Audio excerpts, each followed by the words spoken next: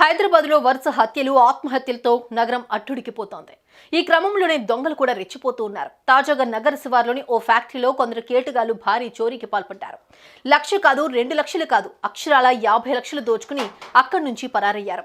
అసలు విషయం వెలుగులోకి రావడంతో ఫ్యాక్టరీ నిర్వాహకులు షాక్కి గురయ్యారు. వెంటనే పోలీసులకు సమాచారం అందించారు. ఇందుకు ఈ ఘటన ఎక్కడ జరిగింది, అసలేం జరిగింది?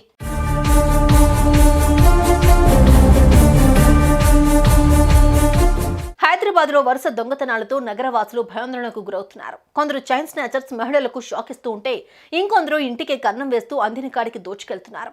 ఈ వరుస చోరీలతో నగరవాసులు బిక్కుబిక్కుమంటూ బతుకుతున్నారు. ఇలాంటి కేటుగాళ్ల పట్ల పోలీసులు కఠిన చర్యలు తీసుకుంటున్నా ఈ దొంగతనాలు మాత్రం అస్సలు ఆగడం లేదు. ఇంతేకాదు, అడ్డొస్తే చంపడానికి కూడా వెనుకాడడం లేదు. తాజాగా జరిగిన చోరీలో కూడా అచ్చం ఇలాగే బరితెగించారు.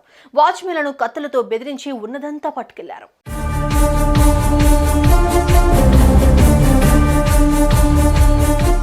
అసలు విషయానికి వస్తే రంగారెడ్డి జిల్లా కాటదాన్లో కొందరు వ్యక్తులు బ్యాటరీ ఫ్యాక్టరీని నడిపిస్తూ ఉన్నారు. ఇక శనివారం రాత్రి సమయంలో ఇదే ఫ్యాక్టరీలో కొందరు రెచ్చిపోయారు. వాచ్మెన్లను కత్తులతో బెదిరించి బీరువాలో దాచిన దాదాపు 50 లక్షల డబ్బును దొంగిలించి అక్కడి నుంచి పరారయ్యారు. అనంతరం వాచ్మెన్లు ఇదే విషయాన్ని ఫ్యాక్టరీ ఓనర్స్ కు తెలియజేశారు. హుటాహుటిన అక్కడికి చేరుకుని జరిగింది తెలుసుకుని ఒక్కసారిగా షాక్ గురయ్యారు. ఇక చేసేదేం లేక స్థానిక పోలీసులకు సమాచారం అందించారు. ఘటనా స్థలానికి చేరుకున్న పోలీసులు డాగ్ స్క్వాడ్ తో ఆ ఫ్యాక్టరీలో తనిఖీలు చేపట్టారు. ఏకంగా 50 లక్షల సొమ్ము ఎత్తుకెళ్లడంతో ఫ్యాక్టరీ ఓనర్స్ తలలు పట్టుకున్నారు. ఇక వారి ఫిర్యాదు మేరకు కేసు నమోదు చేసుకున్న పోలీసులు అన్ని కోణాల్లో దర్యాప్తు చేపట్టారు. ఇది తెలిసిన వ్యక్తుల పనేనా లేదంటే దొంగల పనా అనే విషయాలు తెలుసుకునేందుకు పోలీసులు కూపీలాగుతున్నారు.